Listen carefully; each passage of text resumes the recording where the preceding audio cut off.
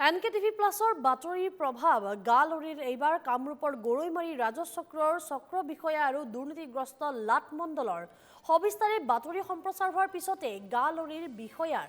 ঘটনাৰ গাত দিবলৈ নাম শুধৰণি কৰি লাটমণ্ডলক ৰক্ষণাবেক্ষণ চক্ৰ বিষয়াৰ আনৰ মাটি বেলেগৰ নামত নাম জাৰি কৰিছিল চক্ৰ বিষয়া আৰু লাটমণ্ডলে আৰু মাটিখিনিৰ প্ৰকৃত গৰাকী আছিল মৃত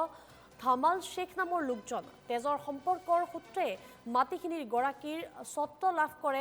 আব্দুল মুন্নাফে আৰু আব্দুল মুন্নাফক বঞ্চিত কৰি তেজৰ সম্পৰ্ক নথকা লোকৰ নামত নাম জাৰি কৰা হৈছিল সেই মাটিখিনি আৰু এই জালিয়াতি সন্দৰ্ভত NKTVত সবিস্তাৰে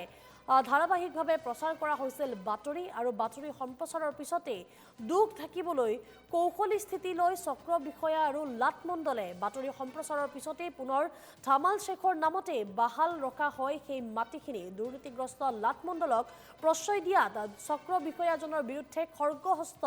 কৃষক মুক্তি সংগ্ৰাম সমিতি আৰু ৰাজচক্ৰ বিষয়া সমীৰ চৌধুৰী আৰু লাটমণ্ডল দিলীপ শৰ্মাৰ বিৰুদ্ধে তদন্তৰ দাবী উত্থাপন কৰিছে সংগঠনটোৱে উল্লেখ্য যে RTIৰ পৰা ৰক্ষা পাবলৈ ভুক্তভোগী আব্দুল মুন্নাফক দুৰ্নীতিগ্ৰস্ত বিষয়াই ৫ লাখ টকাৰ টুপ দিয়াৰো এক প্ৰকাৰ গুৰুতৰ অভিযোগ উত্থাপন হৈছে ধামাল শেখৰ আজি প্ৰায় ৩০ বছৰ হ'ল আগতে মৃত্যু হৈছে সেই মৃত্যু হোৱা মানুহজনৰ মানে আপোনাৰ মাটিটো অন্য মানুহ এজনৰ নামত নামজাৰি হৈছে আমি যেতিয়া RTI মাৰিলোঁ আৰু NKTVৰ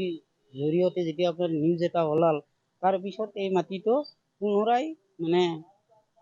কেঞ্চেল কৰা হ'ল কিনে কি ভিত্তিত মানে কেঞ্চেল কৰিল এই কথাটো বুজি পোৱা নাই NKTVৰ জৰিয়তে এই কথাটোৱে ক'ব বিচাৰিছোঁ যে গৰৈমাৰী ৰাজচক্ৰৰ বিষয়ববীয়া কিনে ভিত্তিত আপোনাৰ হেৰি কৰিছে বস্তুটো কাৰেক্ট কৰিল এই বস্তুটো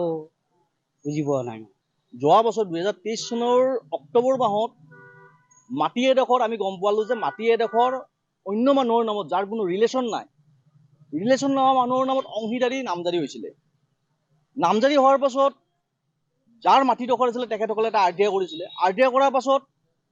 নিউজ ওলাইছিলে NKTVত নিউজ ওলোৱাৰ পাছত বৰ্তমান যিজন SDC আছে সমীৰ চৌধুৰী তেখেতে আৰু দিলীপ শৰ্মা যিজন মণ্ডল আছে এওঁলোক দুজন লোক লাগি এই মাটিটোৰ যি নামজাৰি হৈছিলে নামজাৰিটো কেঞ্চেল কৰিছিল কাৰেকশ্যন কৰিছিলে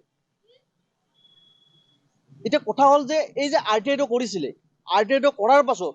মণ্ডলজনে দিলীপ শৰ্মা নামৰ মণ্ডলজনে যিজন মানুহে RTI কৰিছিল তেখেতক ৫ লাখ টকাৰ এটা অফাৰ কৰিছিলে ৫ লাখ টকা এটা দিম বুলি তেখেতে RTIটো উঠাই লোৱাৰ নামত ৫ লাখ টকা দিম বুলি কৈছিলে এতিয়া মূল প্ৰশ্নটো হ'ল আমি কৃষক মুক্ত সংগ্ৰাম সমিতি আৰু ছাত্ৰ মুক্ত সংগ্ৰাম সমিতি এটা কথা ক'ব বিচাৰিছোঁ যে এই যে মণ্ডল দিলীপ শৰ্মাই ৫ লাখ টকা এজন RTI কৰা মানুহজনক দিম বুলি কৈছিলে সেই ৫ লাখ টকাটো আমাৰ চাৰ্কুল অফিচাৰ সমীৰ চৌধুৰীয়ে লৈছে নেকি আমি সমীৰ চৌধুৰীক লৈকে পোনপটীয়াকৈ প্ৰশ্ন সুধিব বিচাৰিছোঁ NKTVৰ জৰিয়তে